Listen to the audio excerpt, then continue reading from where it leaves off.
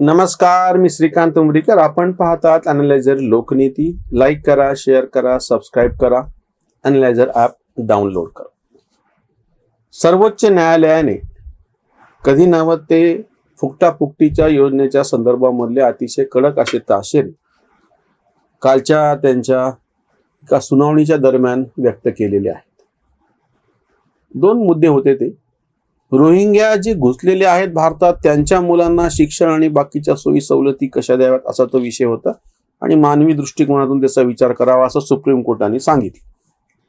आणि दुसरा त्याला लागूनच जो विषय आलेला होता त्याच्यामध्ये सांगत असताना हे लाडकी बहीण योजना काय किंवा रेशनवरचं फुकट धान्य काय हे वाटप केल्यामुळे पुरुषार्थाचं खच्चीकरण कसं होतं आणि लोक कामाला कसं तयार नाहीत हे निरीक्षण सर्वोच्च न्यायालयाने नोंदवलेलं आहे.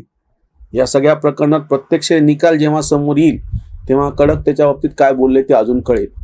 पण आम्हाला ही गोष्ट फार महत्वाची वाटली की हे एका सर्वोच्च अशा व्यासपीठाच्या लक्षात आलं की हे जी फुकटाफुकटी चालू आहे ते कुठेतरी बंद झालं पाहिजे. निवडणुकीच्या काळातही फुकट पैसे वाटण्याची जी अतिशय घाणेरडी अशी सवय एक नवीनच हे सगळं जे सुरू केलेलं आहे विविध राजकीय पक्षांनी त्याच्यामध्ये कोणी मागं नाहीये आणि ह्याच्या विरोधामध्ये अतिशय ठामपणे आता बोलण्याची गरज निर्माण झालेली आहे.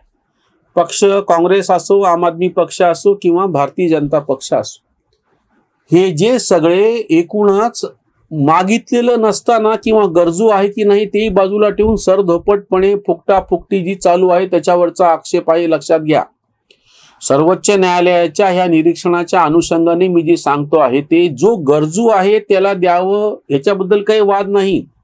पण गरजू नसताना सुद्धा आम्ही जेव्हा त्याला देतो तेव्हा त्याला पाहिजे की नाही ह्याच्यापेक्षा आम्हाला देण्यामध्ये कसा स्वार्थ आहे असा त्याचा दुसरा अर्थ निघतो.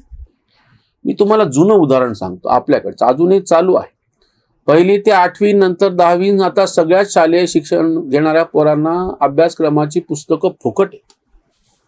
मी स्वतः 15 वर्षांपूर्वीपर्यंत जेव्हा पुस्तकांची प्रदर्शनं लावायचो आणि ग्रंथ वितरणाचा माझा व्यवसाय होता, ग्रंथ प्रकाशनाबरोबरच शालेय अभ्यासक्रमाची पुस्तकं पण आम्ही ठेवायचो. पण जेव्हा शासनाने हे फुकटाफुकटी सगळं वाटपास सुरुवात झाली तेव्हा मुळात शालेय पुस्तकं विक्रीचं पूर्णच्या पूर्ण सगळं ठप्प झालं. माझं काय वैयक्तिक नुकसान झालं याच्यासाठी मी काय बोलत नाही, ती गोष्ट वेगळी. मी दुसरे उत्पन्नाचे मार्ग शोधले, पुढे जात राहील. पण ज्याला गरज नव्हती तेव्हा सांगितलं काय होतं की ह्याचा किती ताण पडतो, गरिबांना हे शालेय साहित्य कसं घ्यावं. आम्ही तेव्हा मला वाटतं काहीतरी 5वी का 6वीचा एक वर्ग त्याला पुस्तकं द्यायचा जेव्हा विषय होता 222-23 रुपये सगळ्या मिळून अभ्यासक्रमाच्या पुस्तकाची किंमत होत होती जी शासनाने नंतर फुकट द्यायचं ठरवलं. आणि त्या काळात बाकीची जी स्टेशनरी लागत होती तिची किंमत जवळपास कमीत कमी म्हणलं तरी 2000च्या जवळपास जात होती.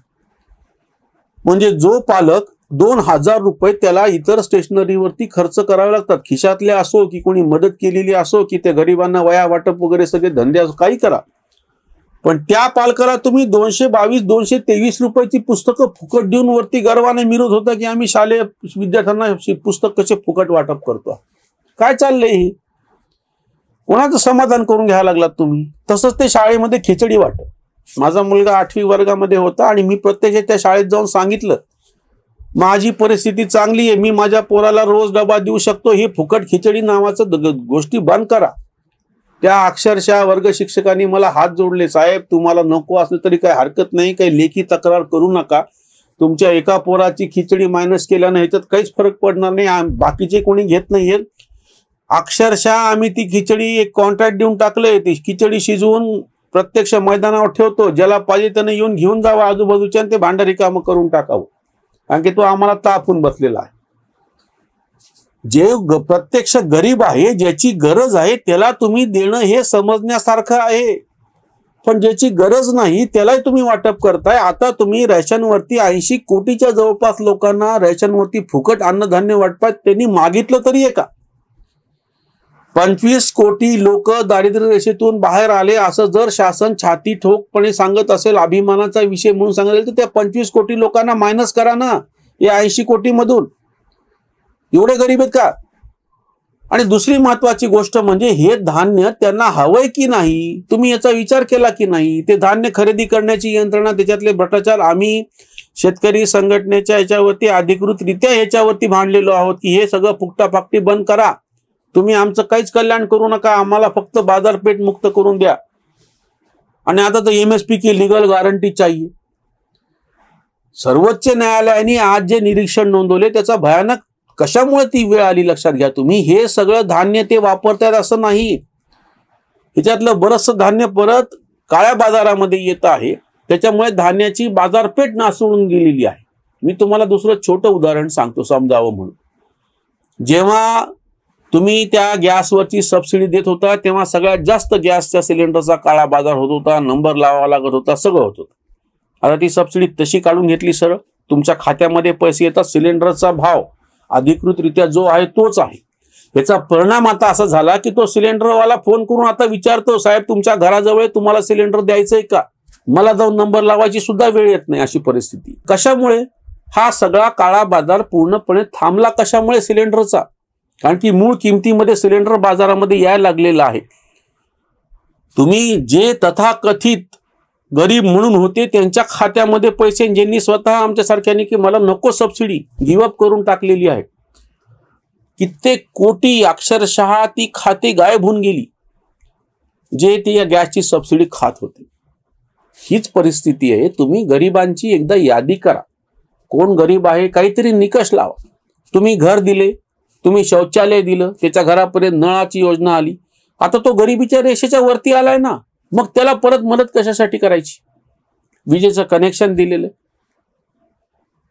जो गरीब आहे त्या गरीबाची यादी करून बारीपाडा सारख्या गावांमधलं मी उदाहरण तुम्हाला सांगितलं, तिथे एकही 2 मजली घर नाहीये तरी त्यांच्या ग्रामपंचायतमध्ये असं लिहिलेलं आहे, दारिद्र्यरेषेखालच्या कुटुंबाची संख्या 0, आम्हाला तुमचं काहीच नको म्हणतात. असे ते स्वाभिमानी लोक आहे. खरं तर सर्वसामान्य माणूस स्वाभिमानी असतोच.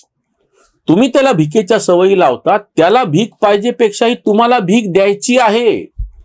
त्या भीक वाटपामध्ये तुमचं सगळं, त्यातच माझे सौख्य सामावलेले आहे.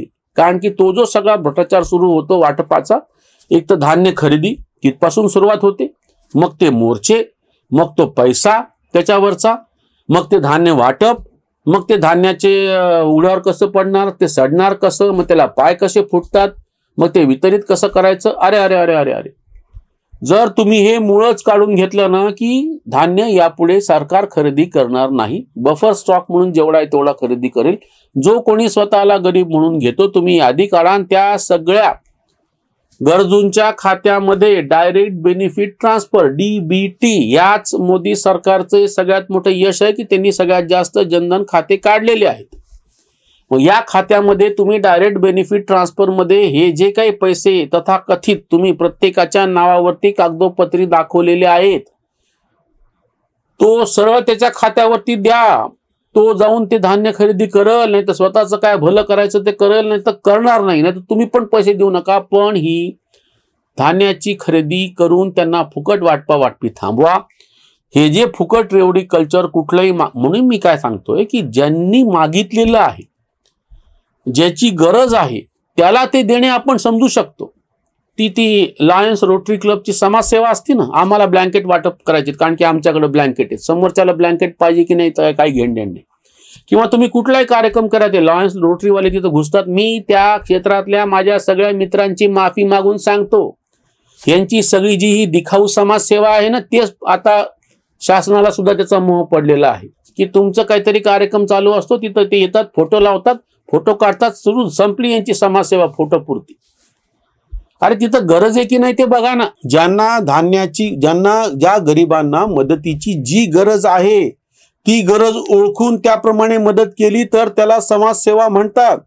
त्याची गरज नसून तुमची गरज आहे अशा पद्धतीने आमच्याकडे आलो जन्मभरी मागाव्या नावाचं पुस्तक डॉक्टर सुनील मै यांचं आम्ही प्रकाशित केलेलं आहे. भीक मागणाऱ्यांवरती, भिकाऱ्यांवरती त्यांचा अभ्यास आहे आणि त्यांनी काढलेला निष्कर्ष फार भयानक आहे.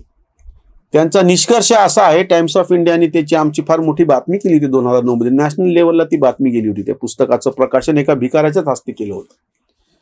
भिकारी फक्त तिघांमध्ये आढळतात, हिंदूमध्ये आढळतात, जैनामध्ये आढळतात आणि मुसलमानामध्ये आढळतात. का तर भीक देणं हे तुमच्या धर्मात ह्याच्यात त्याला फार पावित्र्य सगळं दिलेलं आहे म्हणून. शिखांमध्ये भीक आढळत नाहीत, बौद्धांमध्ये भिकारी आढळत नाहीत आणि ख्रिश्चनांमध्ये भिकारी आढळत नाहीत. का? त्याच्यामध्ये त्याला काही जागाच नाही. शिखांचे लंगर असतात, काम कर आणि खा, भीक मागायची नाही. बौद्धांच्या सगळ्या ह्याच्यामध्ये कुठेही अशा पद्धतीच्या भिकेला प्रतिष्ठा दिलेली नाही आणि ख्रिश्चनांमध्ये नाही. ही कोणामध्ये आहे? हिंदूमध्ये आहे, मुसलमानांमध्ये आहे, जैनांमध्ये आहे आणि बरोबर त्याच्यामध्ये भिकारी आढळतात. का? तर त्याला पाहिजेपेक्षा तुम्हाला देऊन पुण्य कमवायचं आहे. सरकारने ह्या सगळ्या भीकवादी योजना बंद कराव्यात. आपणही सर्वसामान्य नागरिक म्हणून ठामठोकपणे ह्याच्या विरोधामध्ये प्रतिक्रिया नोंदवली पाहिजे. गरज पडली तर रस्त्यावर आलं पाहिजे, पण ह्याला विरोध केला पाहिजे. सर्वोच्च न्यायालयाला विशेष धन्यवाद की त्यांनी हा मुद्दा ऐरणीवरती आणला. बाकीच्यांनी पण विरोध करावा आणि गरज नसताना फुकट वाटपीच्या ज्या सगळ्या योजना आहेत त्या हाणून पाडाव्यात. इथेच थांबूयात. धन्यवाद.